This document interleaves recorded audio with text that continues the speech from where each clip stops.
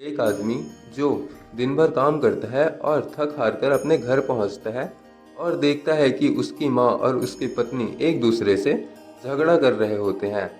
पत्नी माँ की नहीं सुनती और माँ पत्नी की नहीं सुनती और ये सब परेशान रहते हैं। सबके सब बहुत ज़्यादा परेशान रहते हैं। माता पार्वती जी आज शिव जी से पूछती हैं कि मनुष्य के जीवन में उसके घर में इतने झगड़े क्यों होते हैं। प्रभु, कोई किसी के नहीं सुनता। हे प्रभु, क्या सब सुख शांति से मिलजुल कर नहीं रह सकते। शिव जी कहते हैं कि आपको मैं एक कहानी सुनाता हूँ। इसमें आपको पता चलेगा कि झगड़े को ख़त्म कैसे करते हैं।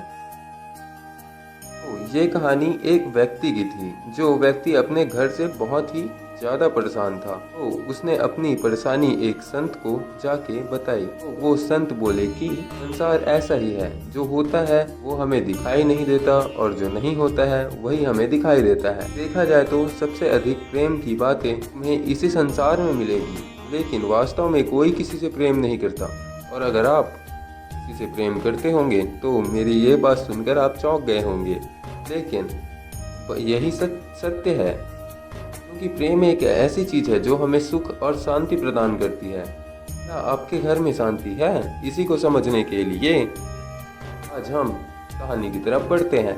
तो शिव जी कहते हैं कि पार्वती, बहुत समय पहले एक रामपुर नामक गांव में एक व्यक्ति रहता था। उस व्यक्ति के परिवार में बहुत अशांति थी। उस व्यक्ति की पत्नी और माँ हमेशा आपस में लड़ते रहती थी। रोज कहासुनी होती रहती थी और एक दूसरी तरफ वो व्यक्ति उसकी कहासुनी को लेकर पागल हो रहा था। वो व्यक्ति किसी भी कीमत में शांति चाहता था। उसने अपनी पत्नी को समझाया। उसकी पत्नी ने गलत समझकर उसी को डांट दिया। तो उसने अपनी माता को समझाया। तो माँ को लगने लगा कि मेरा बेटा शादी के बाद बदल चुका है। इस बात को लेके माँ और बेटे के दोनों के बीच बहुत ही ज़्यादा झगड़ा होने लगा। अब वो व्यक्ति सिर्फ अपने घर में और परिवार में सुख चाहता था। उसने अब दूसरे उपाय ढूंढना चालू कर दिया। इसी बीच किसी मित्र ने उसे बताया कि ऊंचे पहाड़ के पीछे एक संत रहते हैं, बाबा रहते हैं, जो तुम्हारी समस्या का समाधान कर देंगे। तो वो व्यक्ति उसी बाबा के पास पहुंचा। उसने देखा कि वो जब गुफा के बाहर था, उसने देखा कि उसकी पत्नी गुफा से बाहर निकल रही थी। उसने अपने हाथ में कुछ पकड़ा था। वो व्यक्ति कुछ सोच पाता उससे पहले ही उसकी माँ भी उसी गुफा के तरफ से छुपते छुपाते जा रही थी और वो भी अपने हाथ में कुछ लेकर वहाँ से बाहर निकली। पत्नी और माँ के जाने के बाद वो भी उस गुफा में चला गया। वहाँ पर एक बाबा बैठा हुआ था और बोलो, बाबा ने कहा, बोलो क्या परेशानी है। तो ये बताता है कि ये व्यक्ति बोलता है, बाबा मैं बहुत ज़्यादा परेशान हूँ। इतना कहने के बाद ही उस बाबा ने कहा कि रुक जाओ और बोला कि बहुत परेशान है और तेरे घर में वाले भी तेरी बात नहीं सुनते। बाकी सब तो बहुत अच्छे हैं, बस तेरे ही घर में सुख शांति नहीं है। क्या मैंने सही कहा? ये सब सुनते ही बाबा के चरणों में गिर जाते हैं। वो व्यक्ति बाबा के चरणों में गिर गया था। बाबा की जय हो, बाबा की जय हो। फिर वो अपने हाथों को जोड़कर बाबा से कहने लगा कि बाबा, केवल आप ही मेरी समस्या का हल कर सकते हो। फिर उन्होंने उसे थोड़ी सी राख दी और बोला कि इसे अपने घर में जाकर अपने घर वालों को खाने में मिलाकर खिला देना, सब कुछ सही होगा। और व्यक्ति बोला कि बाबा की जय हो, बाबा की जय हो, और वहाँ से जाने लगा। तभी पीछे से बाबा ने आवाज़ दिया कि वहाँ पर एक दान पात्र रखा है, उसमें आप कुछ दान कर दीजिए और जितना अधिक आप दान करोगे उतना ज़्यादा आपको भला होगा। बाबा की ये बात सुन के उसने पूरे पैसे दान कर दिए। उसके बाद वो अपने घर चला गया।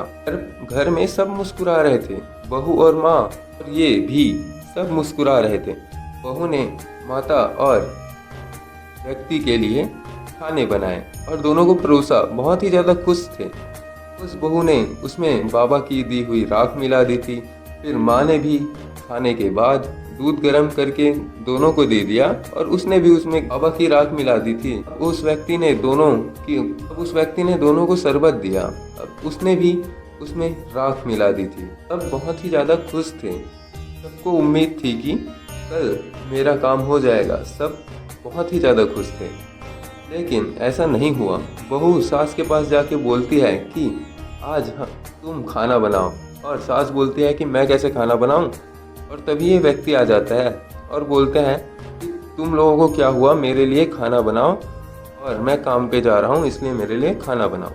तब सास बोलती है, जो इसकी माँ होती है व्यक्ति की, वो बोलती है कि तुम ना ये देखो, बहू को देख लो, मेरे से जुबान लड़ा रही है और मेरे को खाना बनाने के लिए बोल रही है। ये देखो, इसको समझाओ, ये ऐसा नहीं बोलते, इसको मेरी सेवा करनी चाहिए। ये तो अपनी ही सेवा करवा रही है मुझसे। ये बहू है कि मैं बहू हूँ, ऐसा बोलकर सास ने कहा। तो व्यक्ति बोलता है कि तुम इनसे खाना बनाने के लिए क्यों बोल रही हो। अब वो बहू और सास दोनों झगड़ने लगते हैं। अब व्यक्ति सोचता है, बाहर निकलता है घर से और सोचता है कि अब वो आत्महत्या करने की सोच रहा था। इतनी परेशानियां बढ़ चुकी थी कि अब वो आत्महत्या करने की सोच रहा था। तभी वो घर से बाहर निकल जाता है और भोलेनाथ के एक मंदिर में जाके बैठ जाता है। आधे घंटे तक रोने के बाद वह भोलेनाथ से कहता है कि मैं अब कुछ नहीं कर सकता भगवान, मुझसे अपने घर की ये दशा देखी नहीं जाती है। कृपया आप इसे सुलझा दें या फिर मैं मरने जा रहा हूँ। मेरे जीवन में अब कोई भी अच्छी चीज़ें नहीं हो रही हैं, इसलिए आप ही कुछ मार्ग दिखाइए या फिर मैं मरने जाता हूँ। वो 1 घंटे तक और बैठा रहा। उसको कुछ भी जब समझ में नहीं आया तो वो भोलेनाथ के चरणों में बैठ उनके पाँव को पकड़कर रोने लगा। फिर वहाँ से निकल गया। अब वो मरने जा रहा था। तभी पहाड़ के ऊपर जब जाता है वो, तो तभी उसे एक बाबा दिखाई देते हैं जो कि पेड़ के नीचे बैठे हुए थे। और वो बाबा के पास चला जाता है और बोलता है कि मैं बाबा, आज मैं मरने जा रहा हूँ, तो कृपया मुझे रोकने का प्रयास मत करना। तो बाबा बोलते हैं कि तुम्हें मतलब मरने की क्या जल्दी है, क्या परेशानी है तुम्हें, मुझे बताओ, मैं अब सुलझाता हूँ। तभी ये कहने लगा कि आप इस परेशानी को नहीं सुलझा सकते बाबा, इसलिए आप इस परेशानी से दूर रहिए। तब वो बाबा कहते हैं कि क्या कारण है। तब इस व्यक्ति ने अपने पूरे घर की बातों को उसे बताया। बाबा कहने लगे कि बस इतनी सी बात, ऐसी बात है तो तुम जाके घर में जाके तुम ये बोलना कि उसने मतलब बाबा ने आप लोगों को दोनों को बुलाया है। ये व्यक्ति खुश होके बोलता है कि क्या बाबा आप मेरी समस्याओं का समाधान कर सकते हैं। तो वो बोलते हैं कि हाँ मैं कर सकता हूँ। तभी वो अपने घर के लिए आ जाता है। वो अपने घर में आता है और अपनी पत्नी और अपनी माँ से बोलता है कि आपको एक बाबा ने बुलाया है। उसकी पत्नी और माँ उसे साफ मना कर देती है कि नहीं भाई, मैं नहीं जाऊँगी। सास बोलती है कि ना भाई ना, मैं भी नहीं जा रही। तब ये मतलब कि ये व्यक्ति सोचने लगता है कि इन दोनों ने तो मना कर दिया, तो अब मैं क्या करूं। तभी वह निराश होकर सो जाता है। सुबह इस बात को बताने के लिए वो बाबा के पास जैसे ही जाता है तो उसकी पत्नी उसके सामने बैठी हुई थी और थोड़ी देर बाद वो वहाँ से चली जाती है। उसके जाने के बाद ही उसकी माँ भी उसके पास, उस बाबा के पास आती है और वो भी चली जाती है। अब इन दोनों चीज़ों को देख के ये भी उन बाबा के पास जाते हैं। व्यक्ति भी उन बाबा के पास जाता है और बोलता है कि बाबा, इन लोगों ने तो आने से मना कर दिया था, ये लोग कैसे आ गए। बाबा बोलते हैं कि देखो, इस संसार में स्वार्थ से बड़ी चीज़ कोई नहीं है। स्वार्थी मनुष्य अपने स्वार्थ के लिए कुछ भी कर सकता है। तब वो बाबा बोलते हैं कि मैंने तुम्हारी समस्या का समाधान कर दिया, अब ये 1 साल तक कोई भी झगड़ा नहीं करेंगे। ये व्यक्ति बाबा के चरणों में गिर जाता है और उनसे बोलते हैं कि बाबा की जय हो। फिर वो वहाँ से निकल जाता है। ठीक है, फिर घर पहुँचता है तो देखता है, क्या देखता है कि उसकी पत्नी उसके मम्मी की, मतलब जो माँ होती है उनकी, अपनी सास की पैर दबा रही थी। और उनकी सास थोड़ी देर बाद ये बोलती है कि बेटी आप उठ जाओ, आप मेरे पैर मत दबाओ, आपका स्थान तो मेरे हृदय में है। और बोलती है कि खाना आज मैं बनाऊंगी। उनकी सास ने ऐसा बोला। ये आश्चर्य में था कि इन बाबा ने इनसे क्या बोल दिया है। अब वो बाबा के पास फिर दूसरे दिन जाता है कि बाबा आपने ऐसा क्या बोला कि वो लोग सुधर चुके हैं।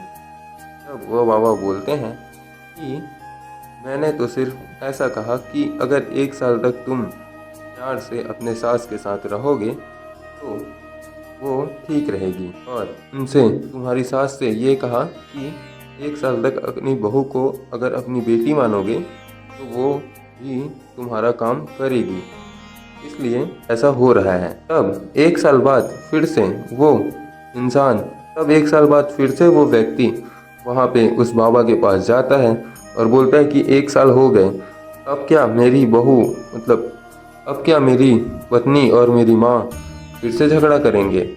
तब वो बाबा बोलते हैं कि नहीं, ऐसा नहीं होगा, वो लोग अब आज के बाद कभी भी झगड़े नहीं करेंगे। इसका कारण ये है क्योंकि 1 साल तक उन्होंने एक दूसरे को बहुत ही ज़्यादा समझ लिया है।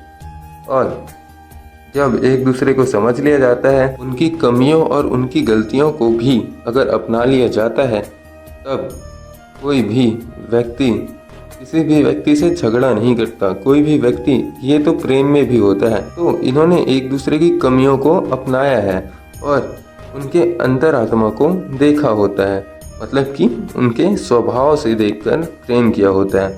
तो ये चीज़ आप लोगों ने खुद भी अनुभव की होगी अपने आसपास। तो अगर हम किसी की कमियों और उसके व्यवहार को समझने लग जाएं तो हम लोग किसी भी से झगड़े नहीं करेंगे। और अगर आपको ये कहानी पसंद आई होगी तो कृपया इस चैनल को सब्सक्राइब कर लें और चैनल को लाइक करना भी मत भूलना और वीडियो को थोड़ा सा शेयर भी कर दो। और ठीक है, मिलते हैं अगली वीडियो में।